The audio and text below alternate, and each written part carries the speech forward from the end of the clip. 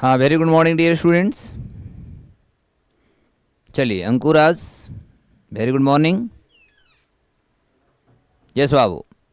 तो अब हम लोग अपने एपिसोड को शुरू करते हैं इकोनॉमिक्स में। हमारी जो क्लासेस चल रही थी वो हम इंडियन इकोनॉमी में, आज हमारा टॉपिक रहेगा पॉवर्टी। ठीक है, पॉवर्टी। पॉवर्टी कहे तो गरीबी।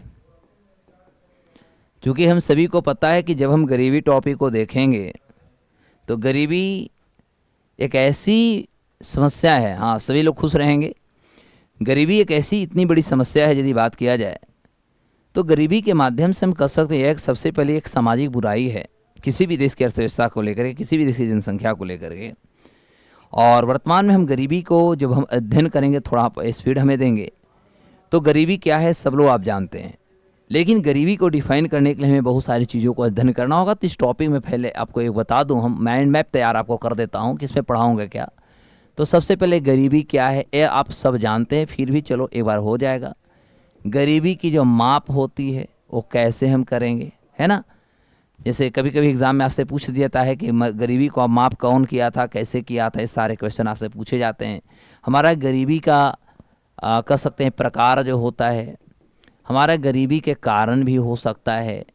और सबसे पहली महत्वपूर्ण बात होती है कि जब हम वैश्विक अध्ययन करते हैं, दुनिया का अध्ययन करते हैं, तो इसको हमें कुछ एक सॉल्यूशन भी देखना होता है, जो आपको सिविल सर्विस में, यूपीएससी में, बीपीएससी में पढ़ना होता है। शॉर्ट में आपको बताऊंगा। और एक हमारा होता है कि कुछ इसमें हमारा कर्व पढ़ना होता है। ठीक है, कर्व। कर्व का मतलब होता है वक्र, यानी इसमें हमें कुछ वक्र को भी देखना होता है। तो सबसे पहले यदि हम अपने गरीबी की बात करें तो गरीबी हमारा है क्या, तो गरीबी का मतलब होता है गरीबी एक सामाजिक बुराई है। सबसे पहले क्या कहेंगे, गरीबी हमारा जो है एक सामाजिक बुराई है। क्लियर हुआ।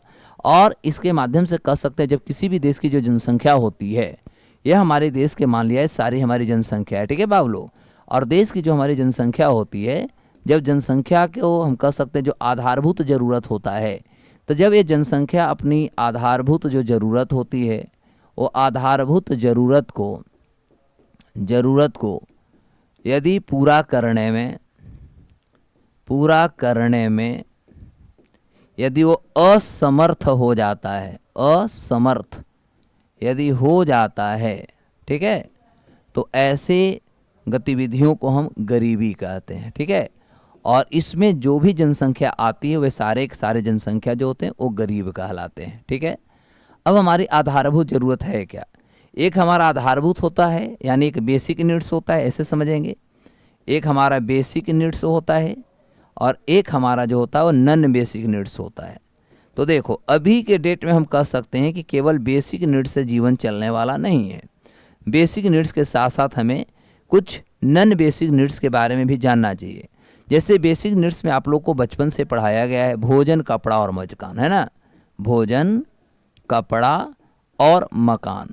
यानी यदि आप भोजन, कपड़ा और मकान यदि आपके पास नहीं है तो आपको माना जाएगा कि आप गरीब हैं। सभी को गुड मॉर्निंग बाबू गुंजन। अब होता है कि यदि हम नॉन बेसिक की बात करें तो इसी को हम ऐड करते हैं।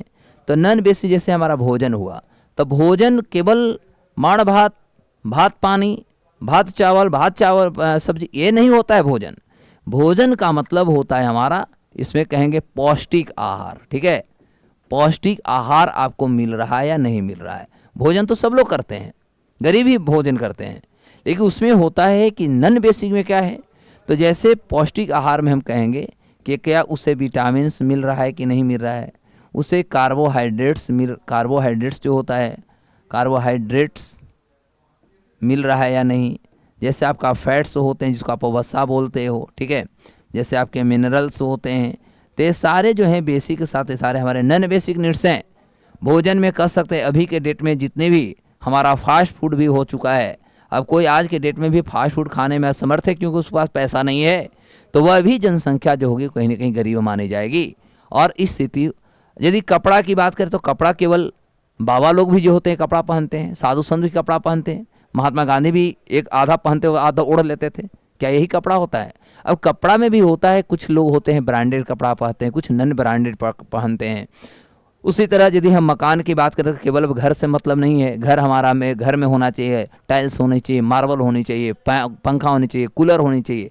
ये सारे जो होते हैं बेसिक के साथ साथ हमारे नॉन बेसिक हैं।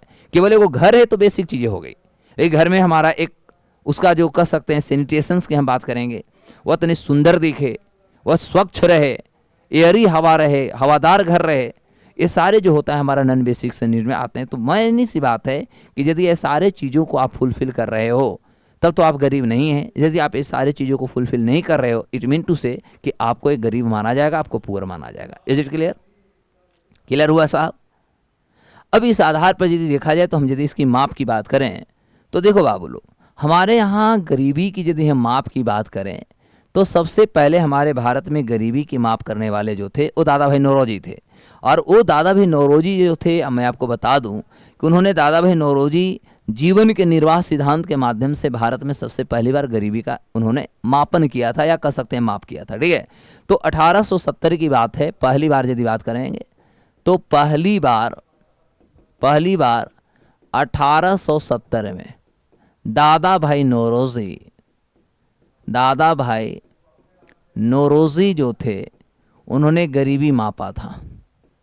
गरीबी मापने का प्रयास किया था। ठीक है, प्रयास किया था और एक सिद्धांत के माध्यम से उन्होंने एक प्रिंसिपल दिया था, उसका नाम था जीवन का निर्वाह सिद्धांत। जीवन का निर्वाह सिद्धांत, जीवन का निर्वाह सिद्धांत, इसके माध्यम से उन्होंने पहली बार भारत में गरीबी को मापने की कोशिश किया था। तो आपसे एग्जाम में पूछेगा कि गरीबी मापने का कंसेप्ट पहली बार कौन किया, तो उनका नाम था दादा भाई नौरोजी। 1870 की बात है और इन्होंने जीवन के निर्वाह सिद्धांत के माध्यम से भारत में गरीबी को मापा था। लेकिन यदि हम कह सकते तो धीरे धीरे हम कहेंगे कि यह गरीबी का जो हमारा पैरामीटर हुआ, या कह सकते हैं गरीबी माप की यदि बात किया जाए तो गरीबी माप हम मुख्य रूप से दो भागों में करते हैं। यदि हम वनडे एग्ज़ाम की बात करें, सिविल की बात करें, तो थोड़ा सा सिविल में आपको ज़्यादा पढ़ना होता है, अदरवाइज ये देखिएगा तो बहुत कम भी पढ़ना होता है। ठीक है, तो एक हमारा जो होता है कह सकते हैं, यानी एक हमारा ऑर्गेनाइजेशंस के आधार पर करेंगे, ऑर्गेनाइजेशन हमारा बेस होगा, और एक हमारा समिति या कह सकते हैं कमेटी के आधार पर किया जाएगा। ठीक है, तो ऑर्गेनाइजेशन में आप देखेंगे तो सबसे पहला जैसे हमारा योजना आयोग था। ठीक है, अब योजना आयोग तो रहा नहीं, अब इस योजना आयोग को हम लोग क्या बोलते हैं, अब बोलते हैं हम इसे नीति आयोग। ठीक है, तो अब जो हमारा नीति आयोग आ चुकी है, इसके माध्यम से भारत में गरीबी जो मापी जाती है, वो गरीबी मापने का जो पैरामीटर है वह हमारा थोड़ा सा डिफर हो गई है, और वह है प्रतिदिन प्रति व्यक्ति। ध्यान देंगे, प्रतिदिन प्रति व्यक्ति कैलोरी उपभोग, कैलोरी उपभोग, यानी एक दिन में एक व्यक्ति कितना कैलोरी को कंज्यूम करता है, इस आधार पर जो होता है हमारे यहाँ गरीबी मापी जाती है। तो इसका जो बेस है बाबुलो, ये दो भागों में बढ़ती है। जैसे यदि आप ग्रामीण इलाका से आते हो, यदि आप शहरी इलाका से आते हो, तो ग्रामीण इलाका वाले के लिए कहा गया कि आपको एक दिन में 2400 कैलोरी प्राप्त होनी चाहिए, और शहर में यदि आप हैं तो आपको 2100 कैलोरी प्राप्त होनी चाहिए। क्लियर हुआ? तो यदि हम एक कैलोरी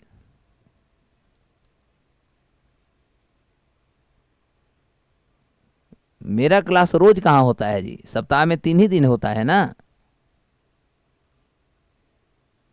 मेरा क्लास सप्ताह में 3 ही दिन होता है, 3 दिन में भी हमारी छुट्टी ही हो जाती है कभी कभी।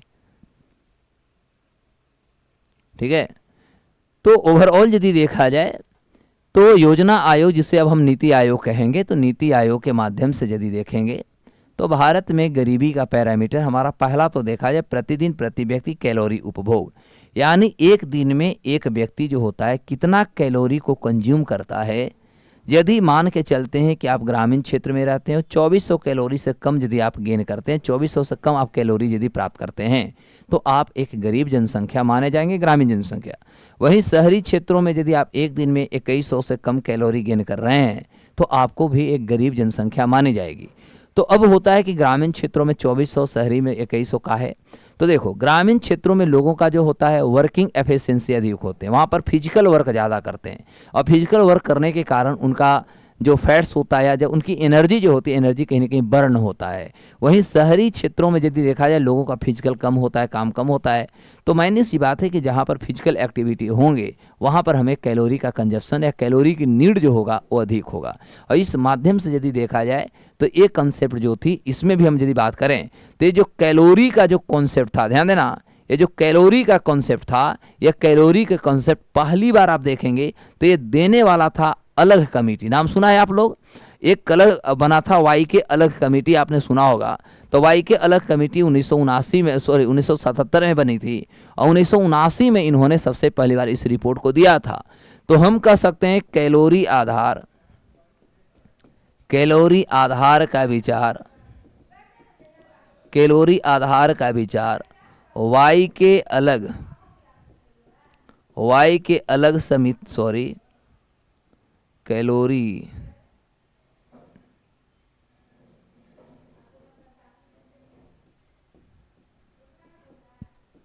आधार का विचार वाई के अलग समिति ने दिया था। और इस वाई के अलग समिति का जो गठन हुआ था ये 1977 में हुई थी। इन्होंने अपना जो रिपोर्ट प्रस्तुत किया था यह 1979 में हुआ था। ठीक है, तो मायने सी बात है कि जो कैलोरी का कॉन्सेप्ट देने वाला भारत का कोई कमेटी यदि आपसे पूछ दिया जाए तो इसकी जवाब हो जाएगी कि वाई के अलग कमेटी थी, वाई के अलग समिति थी, जिन्होंने पहली बार भारत में गरीबी मापने की जो पैरामीटर था या कैलोरी का जो कॉन्सेप्ट है, एक कैलोरी का कॉन्सेप्ट देने वाली ये संस्था थी। Is it clear? और इसके माध्यम से हम कह सकते हैं कि भारत में गरीबी का जो विचार था, ये गरीबी का विचार मापा गया। ये बोलता है गुंजन कि सर आपका रोज होता है क्लास। कहाँ रोज होता है भाई? कब तूने देख लिया है रेगुलर हमको आते हुए? सोमवार से शुक्रवार शनिवार तक हमको देखे हो कभी? हम गलती से नजर आएंगे तो गुरुवार को ही नजर आएंगे। ठीक है, गुरुवार शुक्रवार शनिवार बहुत, और उसमें भी ज़्यादातर हमारी छुट्टी हो जाती है। कहाँ ये देख लिया हमको रेगुलर? तो एक कैलोरी कॉन्सेप्ट यदि आपसे पूछा जाए तो कैलोरी कॉन्सेप्ट हमारा पहली बार वाई के अलग समिति दिया था, जिसे भारत के योजना आयोग ने स्वीकार भी कर लिया था। और कहेंगे कि अभी वर्तमान में नीति आयोग इसी के आधार पर हमारे यहाँ गरीबी का पैरामीटर निर्धारित करती है। इज इट क्लियर हुआ? बोलो कि हाँ सर या ना सर, दो ही हम क्वेश्चन ही पूछते हैं। समझ आ गई? अब दूसरा यदि देखा जाए तो मायने सी बात है कि दूसरी हमारी जो संस्था होगी वह दूसरी संस्था का नाम हो, तो एक आपका नीति आयोग हो गया, दूसरा हमारा NSSO द्वारा। ठीक है, अब तो NSSO रहा नहीं, पहले भी बताया था, क्योंकि आप देखेंगे तो 23 मई हमने बताया है कि 23 मई 2019 को NSSO को, ठीक है, CSO के साथ विलय कर दिया गया है, विलय कर दिया गया है। ठीक है, यानी अब हो गया हमारा NSSO plus CSO equal to NSO। यानी अब कहेंगे कि वर्तमान में NSO हो गया है, नेशनल स्टैटिस्टिकल ऑफिस। अब ये मत कहना कि सर इसको भी बताइए, सब पढ़ाया हुआ है, जाके वीडियो देखो। तो ये हमारी संस्था जो होती है ये भी हमारा गरीबी को मापने का एक पैरामीटर है। इसका पैरामीटर है साहब प्रतिदिन प्रति व्यक्ति प्रति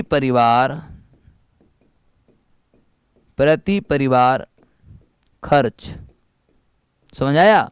यानी आप अपने परिवार में, कोई भी व्यक्ति अपने परिवार में एक दिन में एक व्यक्ति अपने परिवार पर कितना खर्च कर सकता है, यानी जरूरी से ज़्यादा यदि आप खर्च करोगे तब तो तुम गरीब नहीं हो। यानी साखर्च यदि बनोगे, लोगों के सामने शो ऑफ करोगे, जमीन बेच के उड़ाओ, कोई फर्क नहीं पड़ता,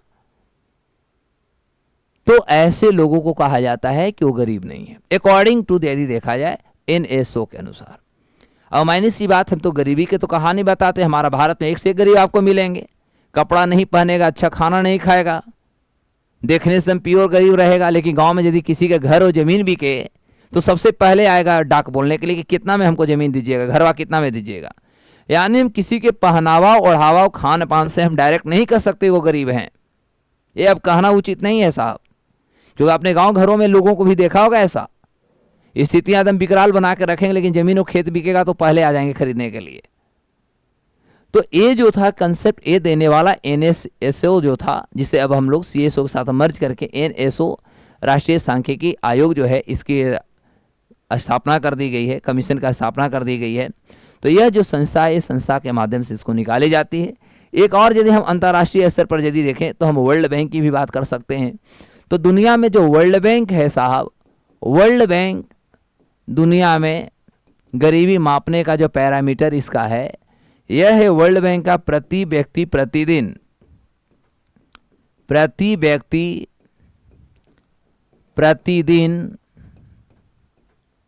खर्च $2.15, यानी आप एक दिन में यदि $2.15 खर्च करने की आप ताकत रखते हैं तो आप मान के चलिए कि आपको गरीब नहीं माना जाएगा। समझ आ रही है? यदि आप एक दिन में $2.15 खर्च करने की ताकत रखते हैं, ये पहले यदि देखा जाए तो पहले ये जो था $1.90 था। कितना था? पहले $1.90 था, लेकिन अभी इसको जो है कोविड-19 के आसपास देखिएगा इसको हटा दिया गया। अब इसको लागू कर दी गई है। जिस तरह से महंगाई से बढ़े हैं, तो अब इसमें है कि यदि आप एक दिन में $2.15 खर्च करने की यदि आप सामर्थ्य हैं, ताकत रखते हैं, तो आपको कभी भी गरीब नहीं माना जाएगा। यदि इससे कम आप खर्च कर रहे हैं, कंज्यूम कर रहे हैं, तब फिर आपको माना जाएगा कि आप गरीब हैं। Is it clear? तो इस तरह से आपको संस्था के आधार पर यदि क्वेश्चन पूछेगा तो मुझे लगता है कि आप आराम से बिना देर किए हुए आप आंसर को मारिएगा। यहाँ तक क्लियर हो गई? क्लियर हो गया सबको? तो ये जो था भारत में गरीबी मापने और दुनिया में गरीबी मापने की जो संस्थाएं हैं, इस संस्थाओं को हमने बात किया। अब हमारी कुछ समितियां हैं, जैसे हमने समिति की एक तो हमने अलग कमेटी की बता दिया, वाई के अलग समिति जो था, जो कैलोरी के आधार हमारे यहाँ गरीबी मापने का है, ये वाई के अलग समिति ने दिया था। एक और समिति आपको मैं बता देता हूँ, वो जो आपका होगा वो सबसे इम्पोर्टेंट होगा, वह था हमारा सुरेश तेंदुलकर समिति जो 2005 में बनी थी। तो यदि हम समिति के आधार पर बात करें तो हम समिति के आधार पर बात करेंगे। उस समिति में पहला समिति आपका वाई के अलग हो गया है। अगला समिति जो हम लोग पढ़ेंगे वह हम लोग पढ़ेंगे सुरेश तेंदुलकर समिति। सुरेश तेंदुलकर समिति। तो देखो सुरेश तेंदुलकर जो समिति बनी थी, इस सुरेश तेंदुलकर समिति का जो गठन हुआ, यह गठन आपका 2005 में हुआ और इन्होंने अपना जो रिपोर्ट प्रस्तुत किया था, यह रिपोर्ट इन्होंने 2009 में प्रस्तुत किया। क्लियर हुआ? अब अकॉर्डिंग टू यदि हम सुरेश तेंदुलकर समिति के सिफारिश की बात करें तो इन्होंने रिपोर्ट में अपना, इस रिपोर्ट के माध्यम से इन्होंने जनसंख्या को दो भागों में बांटा। एक ग्रामीण जनसंख्या रखा और एक इन्होंने शहरी जनसंख्या रखा। ठीक है? और इनका भी जो आधार था खर्च का आधार था। क्या था? खर्च का इन्होंने आधार रखा। ठीक है? और इस खर्च के आधार पर भी दो भागों में बांट रहे हैं। सबसे पहला हम लोग ऐसे करते हैं, यहाँ पर करते हैं प्रतिदिन। ठीक है? एक तरफ करते हैं प्रतिदिन और यहाँ करते हैं प्रति महीना। तो इन्होंने कहा कि यदि मान के आप चलते हैं कि यदि अकॉर्डिंग टू सुरेश तेंदुलकर समिति, तो सुरेश तेंदुलकर समिति ने कहा कि यदि मान के हम चलते हैं कि इमेजिन आप करो कि आप एक दिन में मान लिया जाए कि ग्रामीण क्षेत्रों में 27 रुपया आप खर्च कर रहे हो और शहरी क्षेत्रों में यदि आप 33 रुपया प्रत्येक दिन खर्च कर रहे हो, तो आपको गरीब नहीं माना जाएगा। मतलब हमको तो लगता है साहब कि 2005 और 9 में देखेंगे तो देश के वित्त मंत्री पी चिदम्बरम साहब थे और इसी दौर में लाई गई कि यदि आप एक दिन में 27 रुपया ग्रामीण क्षेत्र में रह के खर्च करने की ताकत रखते हैं तो आपको गरीब नहीं मानी जाएगी, और 33 रुपया यदि आप शहरी क्षेत्रों में खर्च करते हैं तो भी आपकी गरीब नहीं मानी जाएगी। राइट? वहीं यदि, तो ये हमारा क्या था, प्रतिदिन का था, एक दिन की मैं बात कर रहा हूँ। वहीं यदि हम मंथली की बात करें तो इसमें मंथली के बारे में कहा गया 816 रुपया और 1000 रुपया, कि यदि आप 816 रुपया एक महीना में खर्च करते हैं और शहरी क्षेत्रों में महीना में 1000 रुपया यदि आप खर्च करते हैं तो आप कन्फर्म रहें कि आपको गरीब नहीं मानी जाएगी। और इस तरह से यदि हम बात करें तो जो आपका सुरेश तेंदुलकर जो कमेटी थी, तो ये 2011-12 के यदि हम ईयर की बात करें, फिनेंशियल ईयर की बात करें, तो सुरेश तेंदुलकर के अनुसार भारत में जो इस समय गरीबी थी, तो भारत में जो हमारा गरीबी था, ये मैटर 2011-12 की बात कर रहा हूँ, तो इस समय तक भारत में गरीबी अकॉर्डिंग टू सुरेश तेंदुलकर हमारे पास 21.9% हमारे भारत में गरीबी थी। कितना? 21.9% हमारे भारत में गरीबी थी अकॉर्डिंग टू सुरेश तेंदुलकर। अब सोचो कि यदि इन्होंने 27 रुपया ग्रामीण क्षेत्र में रखा और शहर को 33 रुपया रखा, अरे यार इसको 15 रुपया करता तो और लोग गरीब नहीं होते? Right along? तू 5 रुपया कर देता कि ग्रामीण क्षेत्रों में तो 5 रुपया में आदमी का पेट भर जाता है, तो यदि 5 रुपया करते तो एकदम जीरो गरीबी हो, सबके सब देश के जनसंख्या अमीर हो गए होते। तो ये जो था साहब, एक कॉन्सेप्ट देने वाले जो थे ये सुरेश तेंदुलकर का रिपोर्ट था, और उन्होंने कहा कि भारत में यदि गरीबी की बात करें तो ये चीज़ों को आपको समझना होगा। बोलो, सब समझ में आ रही है एवरीवन? हाँ जी, इंडिया में रुपये चलता है तो डॉलर को रुपया में नहीं चेंज करोगे। अब वर्ल्ड बैंक तुमको रुपया में थोड़े बताएगा, वो तो डॉलर ही देगा ना, तो डॉलर को रुपया में चेंज कर लो। ये तो आप कर भी चल सकते हैं, वे भी नहीं कर सकते, तो मामला गड़बड़ है। हम कहाँ से मैथ पढ़ाएंगे बुआ? हमारा मैथ बुझाता थोड़ी है गुंजन।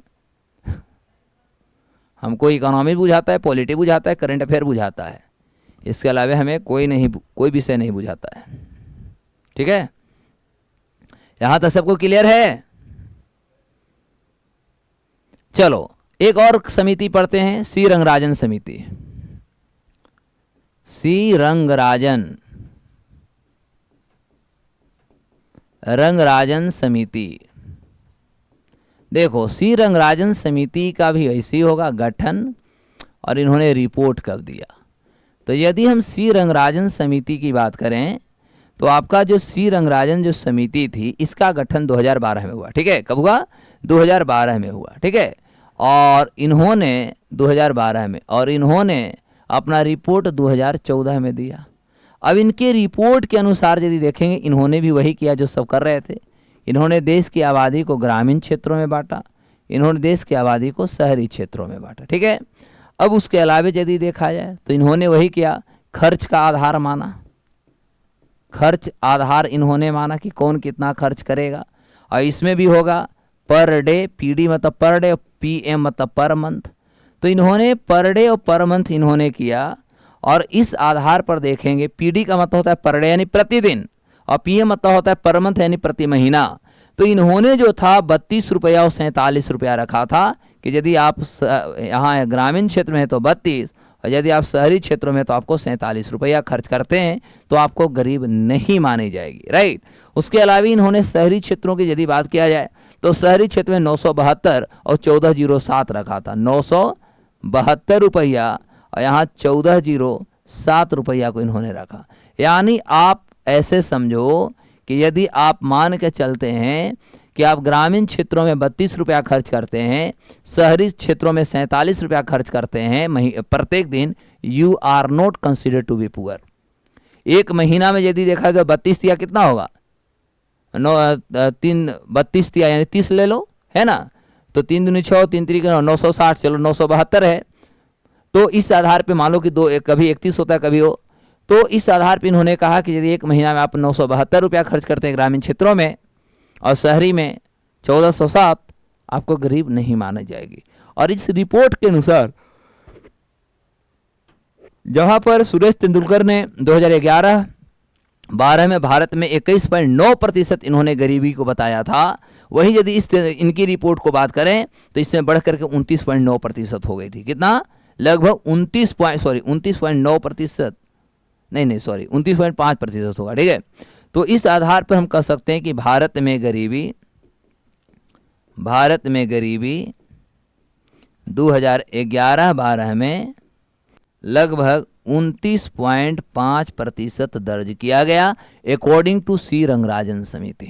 तो आपसे डायरेक्ट पूछेगा, अकॉर्डिंग टू सी रंगराजन समिति भारत में 29.5% जो था गरीबी को मापी गई, है ना। एक सबसे बहुत इंपॉर्टेंट इसमें आपको बात ये जानना होगा कि हमारा सी रंगराजन जो समिति थी, ये सी रंगराजन समिति ने खर्च के आधार के साथ साथ इन्होंने बाबू कैलोरी को भी आधार माना था। थोड़ा इसके भी बारे में आप लोग पढ़ लो, क्योंकि कभी कभी हो सकता है आपसे पूछ दिया जाए कि क्या इन्होंने कैलोरी को माना नहीं था। इन्होंने कैलोरी को भी माना, और दोनों कॉन्सेप्ट इन्होंने देश की गरीबी को मापने की कोशिश किया। तो इस तरह से यदि देखा जाए तो इन्होंने यदि इस रिपोर्ट में देखा जाए तो इन्होंने कैलोरी को भी माना है, कैलोरीज को भी स्वीकार किया, और इस तरह से ग्रामीण क्षेत्रों के लिए 2155 कैलोरी इन्होंने कहा कि यदि ग्रामीण जनसंख्या है और वह एक दिन में यदि 2155 कैलोरी या ग्राम कैलोरी नहीं लेता है तो भाई वो गरीब माना जाएगा। और शहर के लिए 2090 ग्राम कैलोरी को इन्होंने बात किया था। यानी भारत के पहला कोई ऐसी कमेटी थी जिन्होंने हमारा खर्च के आधार रुपया को भी माना, साथ ही साथ इन्होंने कैलोरी को भी स्वीकार किया था। और दोनों आधार पर इन्होंने मापने के बाद भारत को बताया कि भारत में 2011-12 के दौरान जो गरीबी थी वह गरीबी लगभग 29.5% थी। तो सोचने वाली बात है कि जहां पर 2005 से 9 के बीच का रिपोर्ट जो है वह 21.9% बताता है 11-12 की आबादी में, और वहीं यदि देखा जाए तो ये 12 से 14 की यदि हम बात करें तो इस रिपोर्ट में भी 2011 की जो हमारी थी इस रिपोर्ट में भी बताया जाता है कि तो ये जो था ये अनुमानित था, क्योंकि 9 में रिपोर्ट दे दी गई तो यह हमारा अनुमानित था, ऐसे अब समझेंगे, ये अनुमानित था, ठीक है। और ये हमारा 11, 12 और 14 में आया, यानी ये हमारा जो था वास्तविक रिपोर्ट था, ये वास्तविक हमारा रिपोर्ट था। तो दोनों क्वेश्चन आपसे पूछे जाते हैं सिविल में, खास तौर बीपीएससी में। बिहार दरोगा में सब इतना ज़्यादा डेप्थ नहीं पूछेगा, बिहार पुलिस में इतना ज़्यादा नहीं पूछेगा, इसलिए उसके लिए ज़्यादा टेंशन आपको लेने की ज़रूरत नहीं है। Is it clear? सबको क्लियर हो गया? अब चलते हैं हम लोग गरीबी के प्रकार देखेंगे। पहले एक बार यहां कहो कि हाँ सर एक डेटा हमारा दिमाग में सेट हो गया। बोलो जल्दी भैया, डेटा क्लियर है? सब लोग बोलेंगे, एच एंड एवरीवन। ये पूरी की पूरी आपका रिपोर्ट अच्छे से समझ में सबको आ गई? यदि आ गया तब हम चलेंगे गरीबी के प्रकार पे चलेंगे। अब देखो, गरीबी के प्रकार के साथ साथ आपको सिविल में बहुत पढ़ना है, सब डेप्थ उसमें पढ़ना होता है। अब गरीबी, तो गरीबी से संबंधित हटाने के लिए सरकार के योजना, परियोजनाएं, कदम, सभी को वर्तमान में क्या कितना रिपोर्ट रही है, कौन कितने सफल हुए, कितने असफल हुए, उस सभी रिपोर्टों को हमें अध्ययन करना होता है। सब लोग बोलेंगे सभी को समझ में आया, एक दो नहीं, एवरीवन टेल मी। सब लोग रिस्पॉन्स लेंगे कि हाँ सर यहाँ तक क्लियर है। बहुत ज़्यादा हम डेटा तो नहीं दिए भैया, डेटा तो वही दे रहे हैं जो आपको पढ़ना है एग्जाम के लिए, वो तो आपको करना ही पड़ेगा।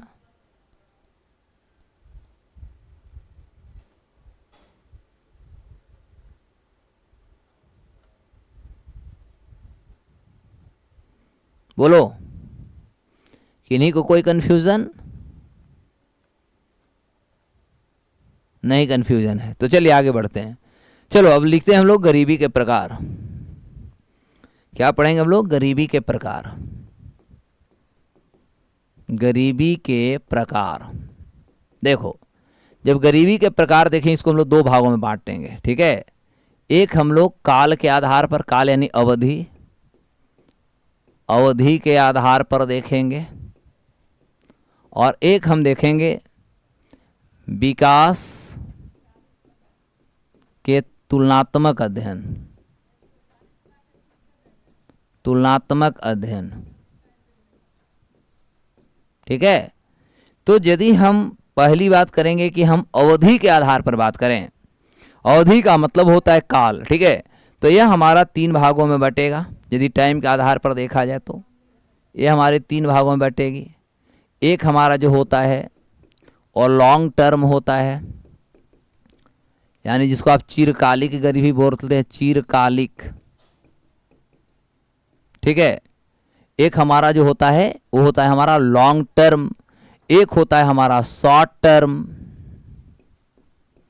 शॉर्ट टर्म यानी अल्प अवधि कह सकते हैं, अल्प अवधि। और एक होता है हमारा नेवर पुअर या नॉट पुअर। इतना याद रहेगा। तो कभी कभी आपको कहेगा कि नॉट पुअर या नन पुअर भी आपको वर्ड आ सकता है। एक होता है हमारा नन पुअर, यानी जो कभी गरीब हुए ही नहीं। जैसे मान लिया जाए कि भी अंबानी, अडानी, या कह सकते हैं बहुत सारे नेताओं के जो बाल बच्चे भी जन्म ले रहे हैं, तो उनको मान के चलना होगा कि सोना का चम्मच जो होगा वो सोना का चम्मच लेकर के ही जन्म ले रहे हैं, ठीक है। तो उनको हम कभी गरीब नहीं मानेंगे। क्लियर हुआ? अब इस तरह से हमारे पास जो होता है ये लॉन्ग टर्म गरीबी जो होते हैं दो तरह के होते हैं।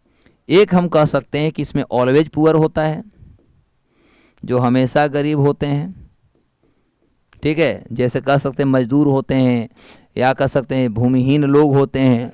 और एक होता है हमारा जनरल पुअर, एक होता है जनरल पुअर, कभी कभी गलती से हो जाते हैं।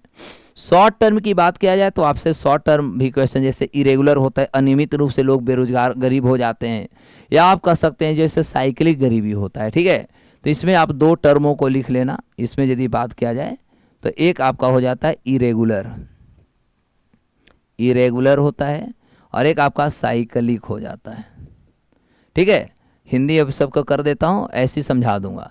तो ये चिरकालिक हुआ, ये हमारा हुआ हमेशा, जनरल तो जानते हैं सामान्य। इरेगुलर मतलब होता अनियमित, अनियमित। और साइक्लिक का मतलब होता है चक्रीय, चक्रीय, ठीक है। और नन पुअर का मतलब जो कभी गरीब रहा ही नहीं। अब बताओ इसमें क्या बताने की जरूरत है, तो सब लोग जानता है। तो यहाँ पर देखेंगे जो हमेशा गरीब रहा, जैसे मान के चलते हैं हमारे पास ये डेटा है, ठीक है। अब हमने यहाँ पर ये जो है हमारा पॉवर्टी लाइन हमने खींच दिया, ये हमारा पॉवर्टी लाइन है यानी गरीबी रेखा। और हमने कहा कि देखो भाई, जो व्यक्ति इस रेखा को पार करेगा, मान लो हम 100 रुपया यहाँ पर रखा कि 100 रुपया का हमारा ये रेखा है, यदि इस रेखा से कोई नीचे आएगा तो ये नीचे वाले रेखा को हम बीपीएल कहेंगे, बिलो पॉवर्टी लाइन कहेंगे। और यदि इस रेखा से ऊपर चल जाएगा उसको हम एपीएल कहेंगे, यानी एबव पॉवर्टी लाइन कहेंगे। अब पता चला कि देश की आबादी कोई ऐसी आबादी थी जो बेचारा जन्म से लेकर के संघर्ष करते करते यहीं पर इसी लाइन पर मर जाता है। जैसे इसमें कौन कौन जनसंख्या आएंगे, तो इसमें हम कह सकते हैं कि जैसे मजदूर वर्ग जो होते हैं, मजदूर हो सकते हैं, जैसे भूमिहीन जो होते हैं, भूमिहीन हो सकते हैं, ठीक है।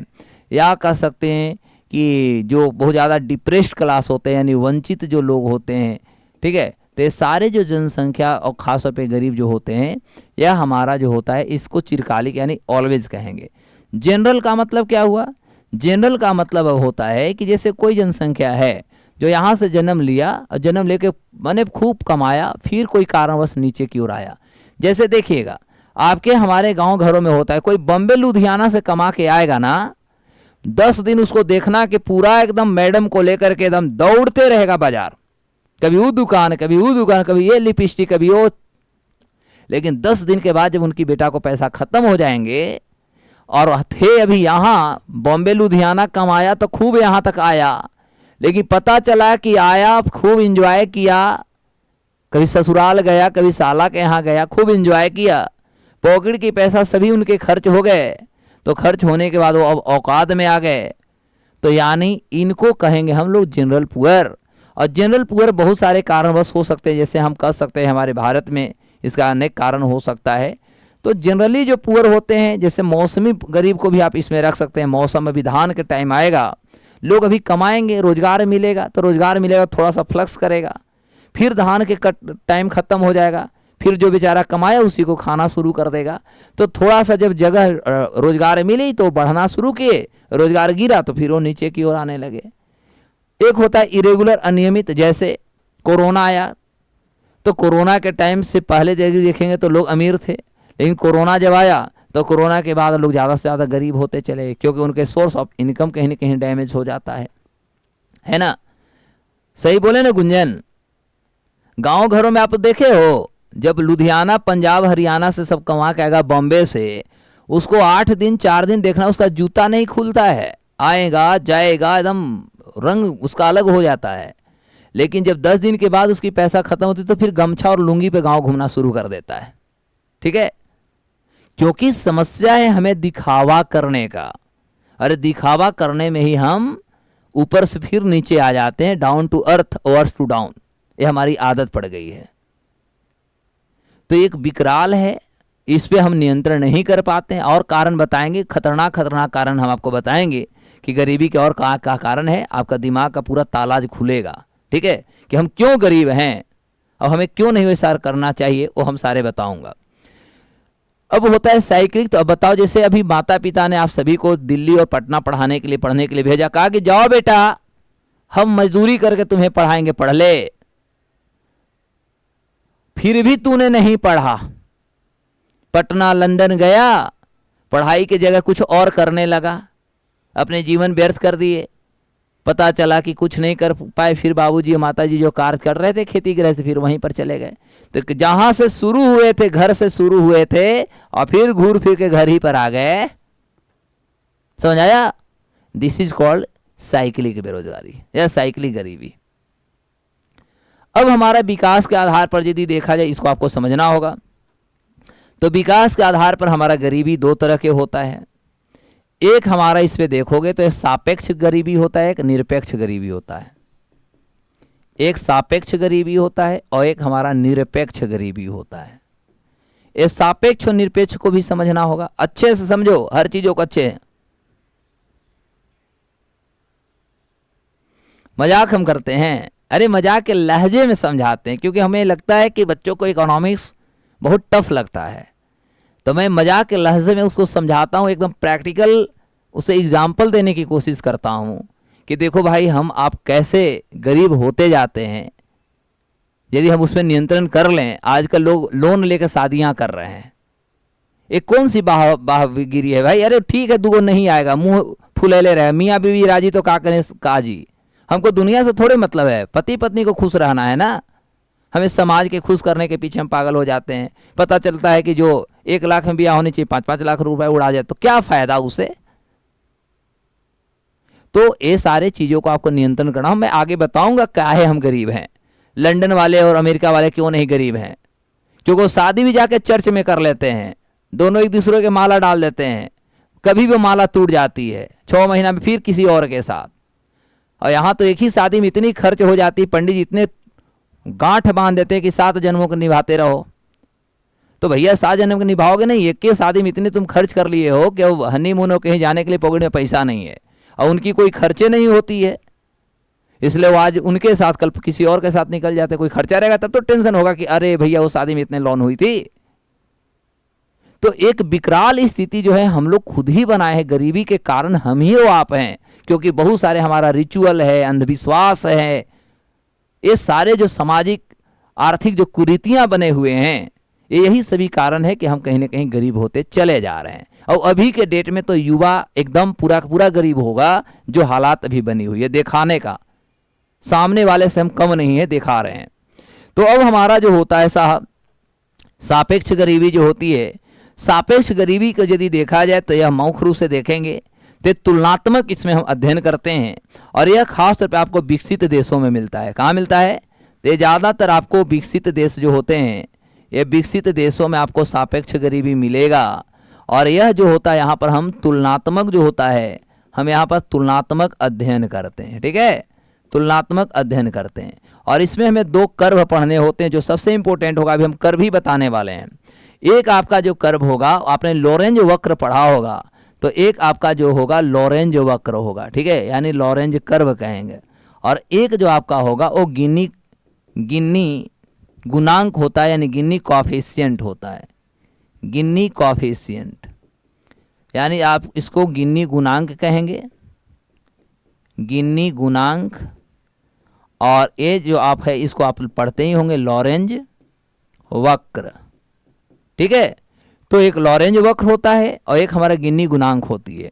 अरे दोनों के माध्यम से हम विश्व में जो बड़े बड़े राष्ट्र होते हैं, विकसित राष्ट्र होते हैं, वहां पर हम गरीबी मापने की कोशिश करते हैं। अब निरपेक्ष गरीबी की बात किया जाए तो निरपेक्ष गरीबी जो होता है, स्वतंत्र रूप से यदि आप देखिएगा तो जितने भी विकासशील राष्ट्र हैं वो सारे विकासशील राष्ट्रों, क्योंकि एक कमाता है 4 को खाता है, तो ऐसे राष्ट्रों में जो होता है गरीबी को सही ढंग से माप हम नहीं पाते हैं। तो इसके लिए हम एक हेड काउंट थ्योरी का प्रयोग करते हैं, कितने मुंडी है जो कमा रहा है, कितने मुंडी जो उस पर निर्भर बना हुआ है। तो हम कह सकते हैं मूलभूत जो हमारा जो आवश्यकता होती है, मूलभूत आवश्यकता को जब हम पूरा नहीं कर पाते हैं तो ये हमारा जो होता है ये निरपेक्ष गरीबी की श्रेणी में आता है। तो हम कह सकते हैं कि इसमें हम स्वतंत्र रूप से ये आपको विकासशील जो देश हैं, ये विकासशील देशों में पाया जाता है, ठीक है। और ऐसे राष्ट्रों में जो होता है हमारा जो आधारभूत जो ज़रूरत होती है, ये आधारभूत ज़रूरत को हम पूरा करने में कहीं ना कहीं असमर्थ हो जाते हैं। तो यहाँ पर हम पकड़ने में या जानने में हम खास तौर पर हेड काउंट थ्योरी का प्रयोग करते हैं। हेड काउंट थ्योरी के माध्यम से हम इसे जानने की कोशिश करते हैं कि आखिर कई गो जनसंख्या कमा रहा है और कितनी जनसंख्या भूखे या कितनी जनसंख्या जो है वह किसी और पर निर्भर बना हुआ है। ठीक है, अब इस आधार पे थोड़ा अब हमें समझना होगा, दोनों कर्व को थोड़ा अच्छे से समझिएगा, क्योंकि एग्जाम में आपसे पूछेगा कि लॉरेंज वक्र किससे संबंधित है, तो आपने तो समझ ही गया कि सर ये जो है गरीबी से संबंधित है। अब इस आधार पे पहला हम लोग जो है लॉरेंज वक्र को ही लेते हैं और लॉरेंज वक्र के माध्यम से हम लोग इसको देखेंगे होता क्या। तो देखो, यदि हम लॉरेंज वक्र की बात करें तो लॉरेंज जो कर्व है, सबसे पहले एक व्यक्ति थे, 1905 की बात है, 1905 की बात है, और उनका नाम था मैक्स ओ लॉरेंज। क्या नाम था उनका? नाम था एक मैक्स ओ लॉरेंज नाम के एक अर्थशास्त्री थे, जिन्होंने जो इमेजिनरी जो होता है, इमेजिनरी की हिंदी आप क्या कर सकते हैं? काल्पनिक। तो इन्होंने एक काल्पनिक रेखा को दिया। इस रेखा के माध्यम से इन्होंने सबसे पहले गरीबी को मापने की कोशिश किया। इस काल्पनिक रेखा में इन्होंने कहा, ध्यान देना, दो भागों में इन्होंने काल्पनिक रेखा से इन्होंने स्पष्ट किया। एक तरफ इन्होंने आय रखा, ठीक है, और एक तरफ इन्होंने जनसंख्या को रखा। अच्छे से समझिए ना, फिर हम फिगर बनाऊंगा। तो जैसे मान लिया जाए कि हमारा 10% जो अब आय है वो 10% यदि जनसंख्या को मिला, यदि 30% आय 30% जनसंख्या को मिला, यदि 70% आय 70% जनसंख्या को मिला, तो इससे प्रूफ होता है कि हमारी आय की समता है। क्या है? हमारा पास आय की समानता है, यानी ऐसे परिस्थिति में कभी भी जनसंख्या गरीब नहीं होगा। लेकिन यदि मान लिया जाए कि 10% हमारा आय 90% लोगों को मिले, 70% आय 30% लोगों को मिले, 60% आय 40% लोगों को मिले, कह सकते हैं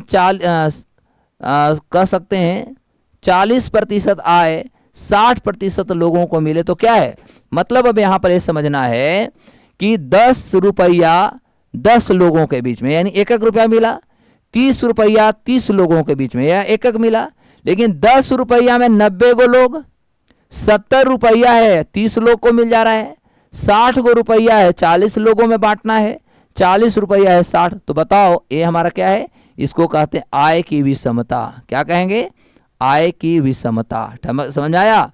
तो लॉरेंज ओ वक्र यानी मैक्स ओ लॉरेंज जो थे, इन्होंने मैक्स ओ लॉरेंज ने यही करने की कोशिश किया कि हमारे समाज में आय की विषमता कैसे होती है।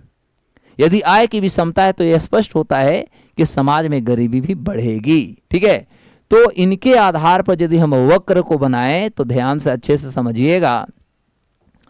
जैसे होता है, ये 0 ले लिया, ठीक है, ये हमारा जो है y एक्सिस है, ये हमारा x एक्सिस है। Is it clear? अब नीचे जो होगा, नीचे वाला जो लाइन होगी, ये नीचे लाइन में हम लिखेंगे बेटा जनसंख्या। का लिखेंगे? नीचे हम लिख दिया जनसंख्या। ठीक है, ये हमारी जनसंख्या होगी। इधर हमने लिख दिया माइनस की बात, भारत का जो नेशनल इनकम होता है, यानी हम कर दिया आय। ठीक है, हमने इधर क्या कर दिया? ये हमने कर दिया आय। ठीक है, अब मान के चलो, यहाँ हमने कहा जनसंख्या 5, ये 5 है, यहाँ हमने 10 रखा, यहाँ 15 रखा, यहाँ 20 रखा, यहाँ 25, और यहाँ पर हम जनसंख्या को 30 रखे। ठीक है, ठीक उसी प्रकार ऊपर चलो, यहाँ पर हमने आय 5 रखा, 10 रख, ओहो बड़ा समस्या हो जाता है यार।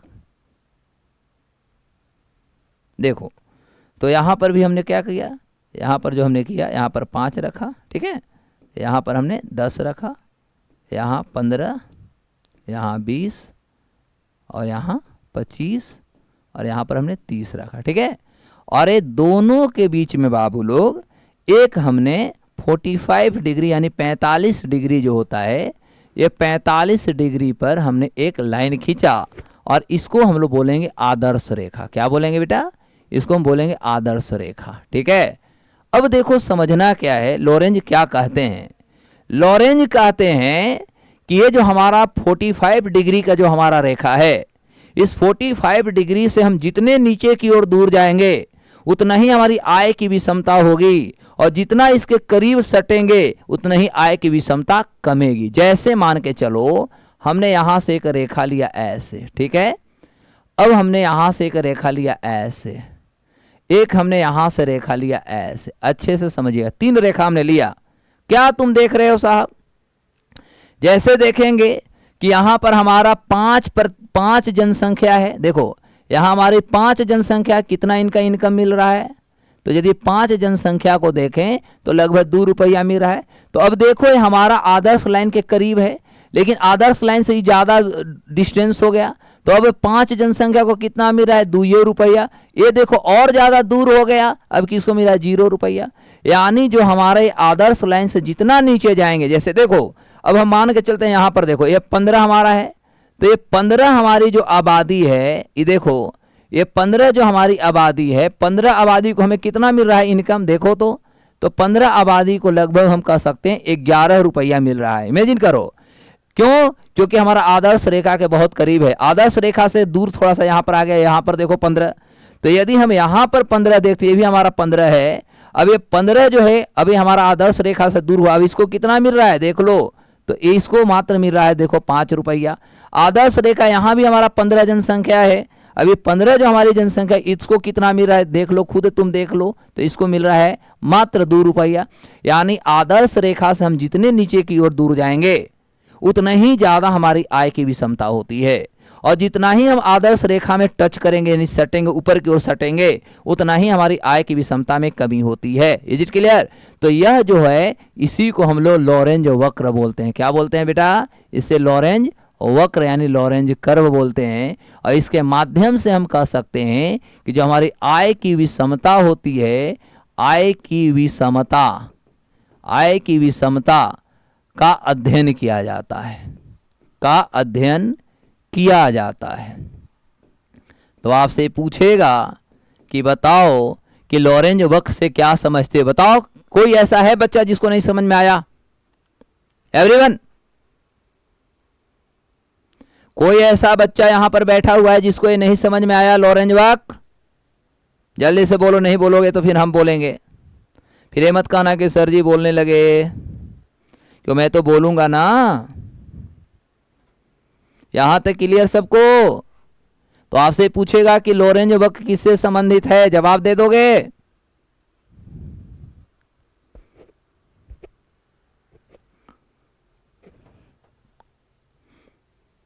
एवरीवन, कोई बोल नहीं रहा, सब सोया हुआ है। देखो भाई, अब मैं आगे बढ़ जाता हूं, तुम लोग कमेंट नहीं करोगे तो मैं क्या जानूं। इतना आसान अब समझ में आ गया, क्योंकि मैं चाहता हूं कि आप लोग थोड़ा सा एक्टिव रहो, आप लोग सो मत जाना। ये भाई साइंस है, this is not art subject, this is science. अब चलो आगे की बात करते हैं। तो लॉरेंज वक्र हुआ, तो देखो लॉरेंज वक्र में हमने क्या देखा कि 10% आबादी को 10 रुपया, 20 को 20, 30 को 30, 70 को 70 यानी बराबर हुआ। तो इसमें हमारी क्या होती है कि यह जनसंख्या बड़ी खुश रहती है। आज हमारे भारत की भी कुछ समस्याएं ऐसी हैं कि आज हमारे देश के 70 रुपया 30 लोगों को मिल रहा है और 30 रुपया 70 लोगों को मिल रहा है। समझ आया? यानी कुछ हाथों में हमारे देश के आमदनी पूरे चले गए हैं। अब चलते हैं, इसी में एक पढ़ेंगे और उसका नाम है गिन्नी कॉफिशिएंट है, गिन्नी गुणांक। तो देखो हमारा जो गिन्नी गुणांक है, गिन्नी गुणांक इससे भी आसान है, ठीक है। कोरेडो गिन्नी के नाम सुना होगा। तो 1912 में कोरेडो गिन्नी ने आय की विषमता को सांख्यिक या कह सकते गणितीय माध्यम से स्पष्ट किया या अध्ययन किया। फिर फिगर बनाएंगे, वही जो अभी बनाया था वही फिगर बनाऊंगा। अब यहां पर हमारा this is y axis, this is the x axis, this is the 0x, ठीक है। यहां पर हमारी बन गई जनसंख्या, इधर हमारा बन गया आय। अब यहां पर करते हैं 5, 10, 15, 20, 25। ऊपर करो भैया, 5, 10, 15, 20, 25। अब इसमें हम इसको पूरा के पूरा एक घर बना देते हैं, ठीक है। अब इस पे लेते हैं एक 45 डिग्री का, फिर 45 डिग्री का हम एक एंगल, और ये जो 45 डिग्री का एंगल हुआ, यहाँ लिख देता हूँ 45 डिग्री आदर्श रेखा। ये क्या है? This is called Adarsh Rekha, ideal line. तो ये जो हमारा आदर्श रेखा है, ठीक है। अब अभी तक जो आपने पढ़ा उसी चीज़ों को हम फिर डिस्कस करेंगे और इसको अच्छे से समझने की हम कोशिश करेंगे।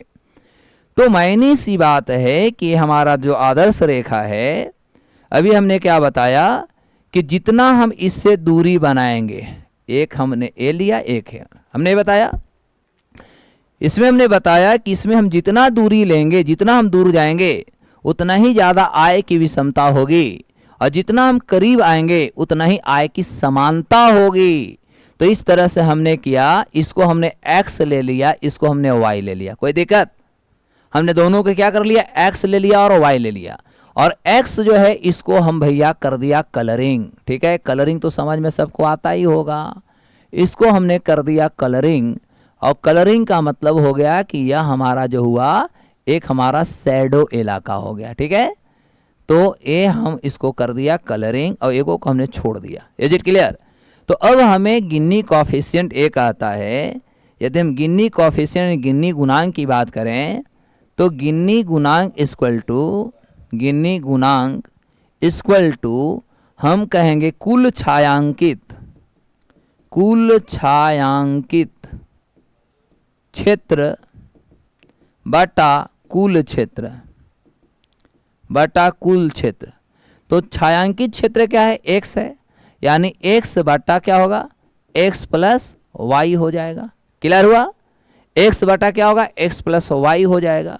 तो अब मान लेना कि हमारा गिन्नी कोफिशिएंट ये भी कहता है कि गिन्नी कोफिशिएंट में जो हमारा मैक्सिमम जो वैल्यू होता है वो 1 होता है, और मिनिमम जो वैल्यू होता है हमारा 0 होता है। क्लियर हुआ? तो इस आधार पे हम कहेंगे कि यदि आप x के वैल्यू 1 रखते हो तो 1 बटा 1 प्लस 0 इक्वल टू 1 ही होगा।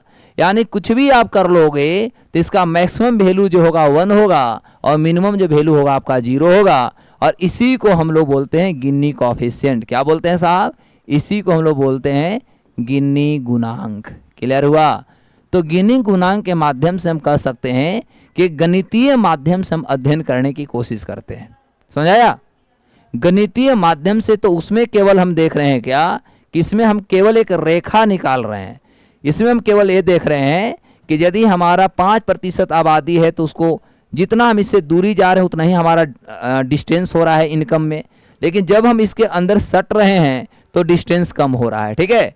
लेकिन यहाँ पर क्या होता है कि यहाँ पर हम एक एग्जैक्ट डेटा निकालने की कोशिश करते हैं। गणितीय माध्यम से हम एक डेटा खंगालने की कोशिश करते हैं।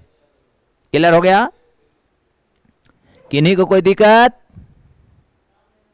ये फिगर अच्छे से समझ में आ गया आपको? तो गिन्नी गुणांक भी सबको क्लियर हो गया? तो गिन्नी गुणांक और यदि देखा जाए तो दोनों आपका जो पार्ट था, ये दोनों पार्ट मुझे लगता है कि आप सभी को बहुत अच्छे से क्लियर हो गए होंगे। अब होता है कि सर बताइए कि भारत में आखिर गरीबी के कारण क्या हैं? आखिर ज़्यादातर जनसंख्या हम आप सभी लोग गरीब हैं। आखिर गरीबी के कारण क्या है? तो सबसे पहला तो भैया आप लोग जानते हो कि फ्री में जो रेवड़ियाँ बांटी जा रही है एक बहुत बड़ा गरीबी को जन्म दे रहा है। मैं मानता हूँ गरीबी को जन्म देने में हमारा देश का जो रेवड़ियाँ है ना, हमारा नितवन, ये जो हमारे नितवन जो रेवड़ियाँ बांट रहा है, जैसे कल भी आपने देखा कि संविधान को एकदम अलग थलग कर करके लोगों ने पूरे बिहार को बंद रखा। क्या भाई? तो सत्यापन नहीं होना चाहिए। मतलब हम देश में बांग्लादेशियों को, देश में अवैध लोगों को हम बसाने में कोई कसर नहीं छोड़ेंगे। ठीक है, यानी राजनीति तुष्टीकरण से हम कभी भी बाज आने वाले नहीं हैं। तो चलो वो सब पॉलिटिक्स होते रहेंगे, हम लोग अपने पढ़ करके उसी का पार्ट बनना है आगे चल के, है ना जी। तो अब चलो आगे की बात हम लोग करेंगे। तो नेक्स्ट हम लोग पढ़ते हैं फटाफट गरीबी के कारण। 2 ही 3 बताऊंगा, जल्दी समझ जाओगे। गरीबी के कारण, देखो गरीबी आज आपका ख़त्म हो गया। बहुत छोटा छोटा टॉपिक है मेरे प्यारे, इसीलिए मज़ा आ रही है हमको पढ़ाने में। ये आपका एक सामाजिक के कारण हो जाएगा और एक आपका आर्थिक कारण हो जाएंगे। ठीक है, अब अगला क्लास में आपका हो जाएगा इंडस्ट्री, टॉपिक ख़त्म। तो सामाजिक और आर्थिक हमारे पास 2 ही कारण है, और ये 2 कारण से हम सबसे ज़्यादा कहीं ना कहीं गरीब हो रहे हैं। पहला कारण क्या है सामाजिक में? तो रीति रिवाज और प्रथा। क्या है बाबू? रीति रिवाज प्लस प्रथा। दूसरा, इसमें हम एक मजाक के लहजे में ही समझा दूंगा, अंधविश्वास और कुप्रथाएं। अंधविश्वास प्लस कुप्रथाएं। ठीक है। तीसरा यदि कारण देखा जाए तो मैं मानता हूं कि सामाजिक ऋणग्रस्तता भी आप ले सकते हैं। सामाजिक ऋणग्रस्तता। और चौथा जो हमें कारण लगता है समाज में, वह है हमारा सामाजिक बहिष्करण, सामाजिक बहिष्कार। लोग बाइकॉट भी एक दूसरे को करते। देखो रीति रिवाज प्रथा, जिंदा में बाबूजी के दादा के खाना पीना नहीं खिलाए, मर जाने के बाद पटना में को नया सिस्टम देखने को मिलता है कि पूरा गाजा बाजा, हाथी घोड़ा और ऊंट की सवारी निकलती है। जिंदा में बाबा के एक दिन भी नहीं पूछा कि बाबा खैबा क्या खैबा, लेकिन मरने के बाद बाबा के नाम पे 15 प्रकार की मिठाई बनाई गई और वहां पर एक महफिल तैयार की गई कि अरे फलानवा के यहाँ भोज बहुत बड़ा हुआ था। समझ आ रही है? जमीन बेच बेच के हम करते हैं। अब क्या है भैया कि मर गए, भोज नहीं कराइएगा, पंडित जी का दान नहीं कीजिए, पंडित जी का नहीं खिलाइएगा तो बैकुंठ नहीं मिलेगा। गजब की बात है यार। ये सारे हम मानते हैं अंधविश्वास। तो ये सारे समस्याएं हैं। सामाजिक ऋणग्रस्तता, ऋणग्रस्तता का मतलब हुआ साहब कि हम किसी भी चीजों को, जैसे भोज करने के लिए ऋण लेकर, दूसरे से लोन लेकर के हम भोज कर रहे हैं, क्योंकि भैया उनको बैकुंठ पहुंचाना है ना। समस्या विकराले है, वो जब तक बैकुंठ नहीं जाएंगे उनका आत्मा जो होगा घर के आसपास दौड़ते रहेगा, रात में कूदते फांदते रहेगा। भूत प्रेत वाली समस्याएं चल रही है। पता चला कि मिर्गी के बीमारी है, जा रहे हैं बाबा के पास कि बाबा देखो एक कौन तो भूत पकड़ा हुआ है। तांत्रिक के पास अब चले जाते हैं, पता चला कि मिर्गी है, पैसा यहाँ भी खर्च हो रहे हैं। तो ये सारे हमारे समाज में इतने ज़्यादा अंधविश्वास कुप्रथाएं चल रहे हैं साहब, जिसके कारण हम कह सकते हैं कि हम आए दिन गरीबी के जो घटनाएं हैं, गरीबी के हर स्थिति को हम कहीं ना कहीं प्राप्त करने में लगे हुए हैं। यदि हम आर्थिक की बात करें तो सामाजिक हुआ, तो सामाजिक आप हमसे बढ़िया तो आप ही समझते होंगे। तो ये सारे हमारे सामाजिक थे। हाँ, बैकुंठ बता रहा हूं भैया, क्योंकि आत्मा कूदता है ना। जिंदा में मत खिलाओ, तब उस समय आत्मा नहीं कूदता है। अरे आत्मा एक अविनाशी है। आत्मा एक शरीर छोड़ता है, दूसरा शरीर को ग्रहण कर लेता है, लेकिन इसी तरह से एकदम तैयार किया गया है कि करिएगा क्या, तैयार कर दिया गया एकदम, जितना हो सके आप लूटा जाइए। आजकल सामाजिक देख ही रहे हैं, आजकल लोग बच्चा जन्म ले रहा है तो 15 दिन का बर्थडे हो रहा है, महीना हो रहा है, मासिक हो रहा है, साप्ताहिक हो रहा है। ये सभी है क्या? सेविंग कम है, लोगों का शो ऑफ ज़्यादा है। आजकल बर्थडे और एनिवर्सरी लोग इसलिए मना रहे हैं कि अपने आसपास के लोगों में वो अपना वर्चस्व कायम करना चाहते हैं कि भैया हमारा इतने सारे लोगों से पहचान है। तो ये सारे हमारा शो ऑफ है, दिखावा है, और यही कारण है कि लोग और गरीब होते जा रहे हैं, दिखाने में गरीब होते जा रहे हैं। अब आगे की हम बात करेंगे। थैंक यू, आप लोग समझ रहे हैं, बहुत अच्छे से मज़ा आ रही है हमको भी आपको समझाने में। यदि हम आर्थिक की बात करें तो आर्थिक हमारे सामने है निम्न उत्पादन दर। निम्न उत्पादन दर हमारे यहाँ आज भी जो कृषि है यह कृषि के यदि देखा जाए तो हमारा कृषि आज भी कहीं ना कहीं जीवन निर्वाह वाली कृषि है। जितनी हमें प्रोडक्शन होनी चाहिए उतनी प्रोडक्शन नहीं हो पा रहे हैं, तो इसके पीछे कारण है अर्थव्यवस्था में हमारी महंगाई की भी समस्या हो सकती है। अर्थव्यवस्था में महंगाई, या कह सकते हैं महंगाई की दर में तीव्र वृद्धि, ये भी एक कारण हो सकते हैं। सबसे बड़ा तो हमारे भारत में गरीबी का है, जनसंख्या का। जनसंख्या में तीव्र वृद्धि। जनसंख्या तो खैर हम लोग अनकंट्रोल है भैया, चाइना के जब पीछे हम लोग कर सकते हैं तो आगे अब कोई देश बचा है थोड़ी, हम लोग के लिए कुछ भी नहीं बचा है। स्वास्थ्य शिक्षा का निम्न स्तर, स्वास्थ्य प्लस शिक्षा का निम्न स्तर, क्योंकि हम लोग खाली डिग्रियां ले लेते हैं, पढ़ते भी नहीं हैं, अब बाद में फिर सीधे माथा ठिकरा फोड़ देते हैं कि सरकार तो हमको नौकरी नहीं दे रही। अभी जैसे कि मान के बिहार के आज भी कोई लड़की कहे कि हमको नौकरी नहीं हो रहा है, मुझे लगता है कि घूंट मरे। आज जरा से नीतीश कुमार जी ने लड़कियों के लिए, महिलाओं के लिए जितनी योजना परियोजना जितना छूट दिया है, आज भी यदि कोई बिहार के लड़की कहे, किसी भी कम्युनिटी का रहे, मुझे कोई फर्क नहीं पड़ता है कि कौन सी कम्युनिटी जाति धर्म से आती है, और यदि वो लड़की कहती है कि हमको नौकरी नहीं हो रहा है, इससे प्रूफ होता है कि पढ़ता नहीं, वो एंजॉय खाली कर रही है। अब कल भी आप देखो डोमिसाइल नीति के माध्यम से आप देखा कि जितने भी हमारे यहाँ डायरेक्ट वैकेंसियां होंगे 35% महिलाओं के लिए आरक्षित कर दिया गया बिहार के बेटियों का।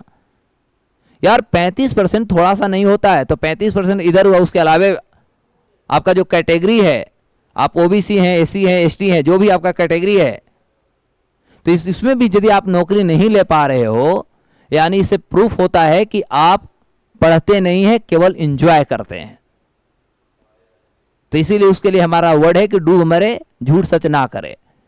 तो ये हमारी समस्याएं हैं साहब। उसके अलावा हमारे पास जो सरकार की जो योजनाएं परियोजनाएं हैं वो सारे बहुत अच्छे से नहीं चल पा रहे हैं। उस पर कह सकते हैं सरकारी योजनाओं को सही से क्रियान्वित न करना भी हमारे लिए एक गरीबी के कारण हो सकते हैं।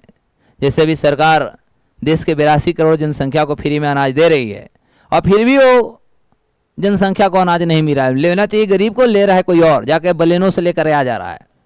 मतलब हम कह सकते हैं कि सरकार की जो योजनाओं का सही से मूल्यांकन नहीं हो रहा है, सही से इसको जो क्रियान्वित होनी चाहिए इसको क्रियान्वित हम नहीं कर पा रहे हैं। उसके बाद हमारी आर्थिक जो उत्पादन की प्रति इकाई दर है ये बहुत ज़्यादा महंगा है। प्राकृतिक आपदा भी होती है, वो भी कर सकते हैं, ऐसे आप लोग इसमें अपना लिख सकते हैं।